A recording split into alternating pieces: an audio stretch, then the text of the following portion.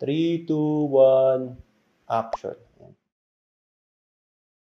Ayan, na-inspire ako maging putang. Dati nun, talagang trip ko nun is mag-animation. Tapos nung na-try kong gumawa ng animation, talagang ang hirap niya.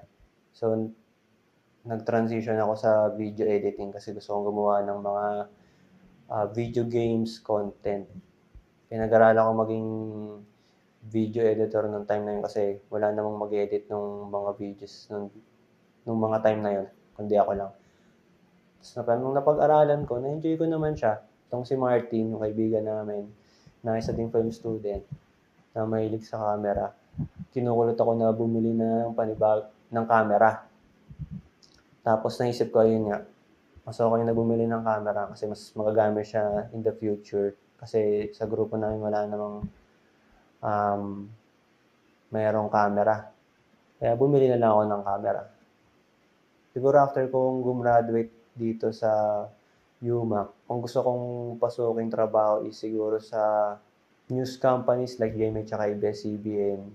Tapos siguro yung role na kukunin ko doon is DOP siguro or camera operator. Yung mga ganyan. Kung di pala rin, hindi ko na alam. Ang mga ginagamit kong software ngayon is Premiere Pro. Tsaka for photos, Lightroom Classic. Tapos, syempre hindi bayad yun. Pirated lang yun. Taghirap lang tayo ngayon eh.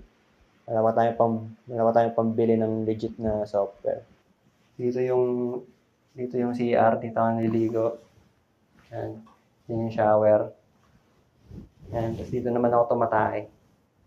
Sa bowl na yan.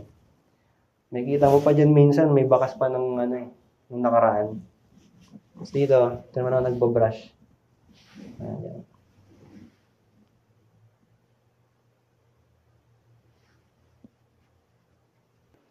And dito naman ako tutulog.